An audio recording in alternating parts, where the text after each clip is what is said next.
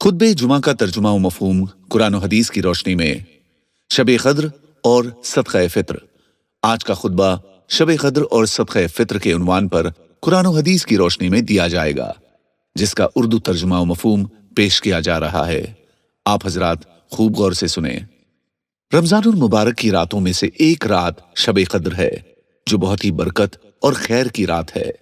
कुरान करीम में इस रात को 1000 महीनों से अफजल बताया गया है। 1000 महीने के 83 साल और 4 महीने होते हैं। वो आदमी बड़ा ही खुशनसीब है जिसे इस रात की इबादत नसीब हो जाए कि वो इस एक रात को इबादत में गुजार दे, तो उसने गोया 83 बरस और 4 महीने से ज्यादा जमाना इबादत में गुजार दिया। हकीकत में ये अल्लाह जल्ल शानहू का बहुत ही बड़ा इनाम है। इसी तरह रोजे के दौरान कुछ न कुछ कोताही हुई जाती है। खाने पीने और रोजा तोड़ने वाली चीजों से तो बचना आसान होता है, लेकिन बेकार बातों, नामुनासिब गुफ्तगू और बाज़ औकात झूठ, चुगलखोरी, गीबत वगैरह से बचना मुकम्मल तौर पर नहीं हो पाता। इस तरह की कोताही की माफी के लिए शरीयत ने रमजानुल मुबारक के खत्म पर सदक़े फ़ित्र के नाम से रोजे की ज़कात अलग से वाजिब करार दी है। लिहाजा आज के खुतबे में शब क़द्र और सदक़े फ़ित्र से मुताल्लिक़ कुरान और हदीस की रोशनी में चंद बातें बयान की जा रही है। नंबर 1, शब क़द्र की अज़मत इतनी है कि उस पर अल्लाह ताला ने एक मुकम्मल सूरत नाजिल फरमाई। अल्लाह ताला का इरशाद है, बेशक हमने कुरान करीम को शब क़द्र में नाजिल किया है, यानी पूरा कुरान लोहे महफूज से इस रात में उतारा गया। फिर हजरत जिब्राईल अलैहिस्सलाम उसे थोड़ा थोड़ा करके 23 साल तक रसूल अकरम सल्लल्लाहु अलैहि वसल्लम पर नाजिल करते रहे। और तुम्हें क्या मालूम कि शब क़द्र कैसी बड़ी चीज है, यानी इस रात की बड़ाई और फजीलत का आपको इल्म भी है कि कितनी खूबियां और किस कदर फजाइल इसमें हैं। शब क़द्र 1000 महीनों से भी बेहतर है, यानी 1000 महीने तक इबादत करने का जिस कदर सवाब है, उससे ज्यादा शब क़द्र में इबादत करने का सवाब है। उसमें फरिश्ते और रूहुल खुद्स जिब्राईल अलैहिस्सलाम अपने रब की इजाजत से हर अच्छे काम के लिए उतरते हैं। वो रात सरापा सलामती है फजर के तुलू होने तक, यानी सुबह होने तक इन बरकात का ज़ुहूर रहता है। नंबर 2, शब क़द्र से महरूम रहने वाला शख्स सारी ही खैर से महरूम रह जाता है। हजरत अनस रजी अल्लाह अन्हु कहते हैं कि एक मर्तबा रमजानुल मुबारक का महीना आया तो हुजूर सल्लल्लाहु अलैहि वसल्लम ने इरशाद फरमाया, तुम्हारे ऊपर एक महीना आया है जिसमें एक रात है जो 1000 महीनों से अफजल है। जो शख्स इस रात से महरूम रह गया वो सारी ही खैर से महरूम रह गया और उसकी भलाई से महरूम नहीं रहता, मगर वो शख्स जो हकीकतन महरूम ही है। अल्लाह ताला हम सबको शब क़द्र में ज्यादा से ज्यादा इबादत की तौफीक अता फरमाए, आमीन। नंबर 3, शब क़द्र को आखिरी अशरे की ताक रातों में तलाश किया करो। रसूल अकरम सल्लल्लाहु अलैहि वसल्लम ने फरमाया, शब क़द्र को रमजान की आखिर अशरे की ताक रातों में तलाश किया करो। इस हदीस से पता चला कि शब क़द्र की तलाश 21, 23, 25, 27 और 29 की रातों में करना चाहिए। नंबर 4, शब क़द्र का खास वक्त झगड़े की वजह से उठा लिया गया। हजरत उबादा रजी अल्लाह अन्हु कहते हैं कि नबी करीम सल्लल्लाहु अलैहि वसल्लम इसलिए बाहर तशरीफ लाए ताकि हमें शब क़द्र की इत्तला फरमाए, मगर 2 मुसलमानों में झगड़ा हो रहा था। हुजूर सल्लल्लाहु अलैहि वसल्लम ने इरशाद फरमाया कि मैं इसलिए आया था कि मैं तुम्हें शब क़द्र की खबर दूं, मगर फलां फलां शख्सों में झगड़ा हो रहा था जिसकी वजह से उसका खास वक्त उठा लिया गया। हो सकता है कि ये उठा लेना अल्लाह के इल्म में बेहतर हो, लिहाजा अब इस रात को आखिर अशरे की ताक रातों 9वीं और 7वीं और 5वीं रात में तलाश करो। अल्लाह ताला तमाम मुसलमानों को शब क़द्र की तलाश का जज्बा और इसमें इबादत की खूब तौफीक नसीब फरमाए, आमीन। नंबर 5, रमजान के आखिरी अशरे में इबादत का खूब एहतमाम करे। हजरत आयशा रजी अल्लाह अन्हा फरमाती हैं कि रसूल अकरम सल्लल्लाहु अलैहि वसल्लम रमजान के आखिरी अशरे में इबादत में जिस कदर मेहनत करते और मशक्कत उठाते, उतना दूसरे दिनों में नहीं करते थे।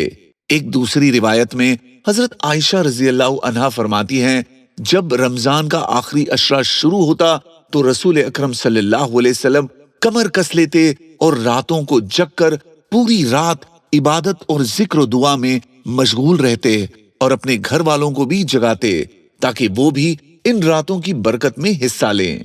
नबी करीम सल्लल्लाहु अलैहि वसल्लम यूं तो सारे ही रमजान में इबादत का बहुत ज्यादा एहतमाम फरमाते थे, लेकिन इन दोनों रिवायतों से मालूम होता है कि आखिर अशरे में इसका एहतमाम और बढ़ जाता है, हत्ता कि रात को खुद भी जगते और घर वालों को भी जगाते ताकि वो भी इन रातों की बरकतों से खूब फायदा उठाएं। नंबर 6, शब कदर की खास दुआ। हजरत आयशा रजी अल्लाह अन्हा से रिवायत है कि मैंने रसूल अकरम सल्लल्लाहु अलैहि वसल्लम से पूछा, अल्लाह के रसूल, अगर मुझे शब कदर का पता चल जाए तो मैं उस रात में क्या दुआ मांगूं? हुजूर अकरम सल्लल्लाहु अलैहि वसल्लम ने ये दुआ बताई, अल्लाहुम्मा इन्नका अफ़ुव्वुन करीमुन तुहिब्बुल अफ़्व फ़अफ़ु अन्नी। तर्जमा, ऐ अल्लाह, तू बेशक माफ करने वाला है और माफ करना तुझे पसंद है, बस तू मुझे माफ फरमा दे। अल्लाह ताला हम सबको इन रातों में जाग कर इबादत का एहतमाम करने वाला बनाए, आमीन। नंबर 7, एतिकाफ की बड़ी गरज शब कदर की तलाश है। हजरत अबू सईद खुदरी रजी अल्लाह अन्हु कहते हैं कि नबी करीम सल्लल्लाहु अलैहि वसल्लम ने रमजानुल मुबारक के पहले अशरे में एतिकाफ फरमाया और फिर दूसरे अशरे में तुर्की खीमे में एतिकाफ फरमाया, फिर अपना सर मुबारक बाहर निकालकर इरशाद फरमाया कि मैंने पहले अशरे का एतिकाफ शब कदर की तलाश और एहतमाम की वजह से किया था, फिर उसी वजह से दूसरे अशरे में एतिकाफ किया, फिर मुझे किसी बतलाने वाले यानी फरिश्ते ने बतलाया कि वो रात आखिर अशरे में है, लिहाजा जो लोग मेरे साथ इतिकाफ कर रहे हैं वो आखिर अशरे का भी इतिकाफ करें। मुझे ये रात दिखला दी गई थी कि फिर भुला दी गई। उसकी अलामत ये है कि मैंने अपने आप को उस रात के बाद की सुबह में कीचड़ में सजदा करते देखा, लिहाजा अब उसको आखिर अशरे की ताखरातों में तलाश करो। रावी कहते हैं कि उस रात में बारिश हुई और मस्जिद छप्पर की थी, वो टपकी और मैंने अपनी आंखों से नबी करीम सल्लल्लाहु अलैहि वसल्लम की पेशानी मुबारक पर कीचड़ का असर 21वीं की सुबह को देखा। इस रिवायत से मालूम होता है कि रमजान के आखिरी अशरे में इतिकाफ करना शब कदर के हासिल करने का बेहतरीन जरिया है। अल्लाह ताला तमाम मुसलमानों को शब कदर हासिल करने की गर्ज से आखिरी अशरे में इतिकाफ की तौफीक अता फरमाए, आमीन। नंबर 8, सदक़े फित्र निकालना वाजिब है और उसके 2 मकसद है। हजरत अब्दुल्ला बिन अब्बास रजी अल्लाह अन्हुमा फरमाते हैं, हुजूर सल्लल्लाहु अलैहि वसल्लम ने सदक़े फित्र को वाजिब करार दिया है। ये सदक़े फित्र रोजेदार के लिए बेकार और बेहयाई की बातों से पाकी का जरिया है और मिस्कीनों और गरीबों के लिए खाने का इंतजाम है। इस रिवायत से मालूम होता है कि सदक़े फित्र 2 मकसद से अदा किया जाता है। एक मकसद ये है कि उसके अदा करने से माह रमजान के रोजे में होने वाली कोताहियों की तलाफी हो जाए। दूसरा मकसद ये है कि गरीब, मिस्कीन, यतीम और जरूरतमंद लोगों की रोजी का इंतजाम हो जाए। इसलिए हम सबको चाहिए कि ईद की नमाज से पहले पहले तक सदक़ा फित्र अदा कर दें ताकि मिस्कीनों और गरीबों के लिए खाने का इंतजाम हो सके। नंबर 9, सदक़ा फित्र किन लोगों पर वाजिब है और कितना देना जरूरी है। हजरत अब्दुल्ला बिन उमर रजी अल्लाह अन्हुमा फरमाते हैं कि रसूलुल्लाह सल्लल्लाहु अलैहि वसल्लम ने मुसलमानों में से हर गुलाम व आजाद, मर्द औरत और छोटे बड़े पर सदक़े फित्र के तौर पर 1 सा खजूर या 1 सा जौ निकालना जरूरी करार दिया है। सदक़ा फित्र उस मर्द औरत पर वाजिब है जो साहिब निसाब हो। साहिब निसाब उस शख्स को कहते हैं जिसके पास 87.5 ग्राम सोना या 612 ग्राम 360 मिलीग्राम चांदी हो या उतनी ही चांदी की कीमत के बकदर रुपया पैसा या जरूरत से जायद साजो सामान या माल तिजारत हो। अगर कोई शख्स इस कदर माल का मालिक है तो वो साहिब निसाब है और उस पर सदक़ा फित्र वाजिब है। सा एक वजन है जिसकी मिकदार آج کے زمانے میں 3.25 کلو ہے۔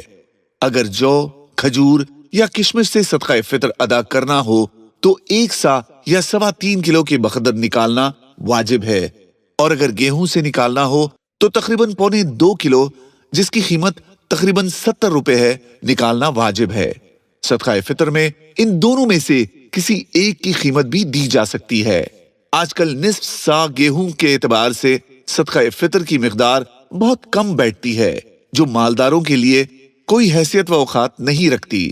اس لیے مالداروں کو مشورہ دیا جاتا ہے کہ وہ زیادہ ثواب حاصل کرنے کے لیے آدھا سا گیہوں کی قیمت لگانے کے بجائے 1 سا یعنی 3.25 kg کھجور، جس کی قیمت تقریباً 660 روپے ہے، یا کشمش جس کی قیمت تقریباً 1150 روپے ہے، کے حساب سے صدقہ فطر ادا کرے۔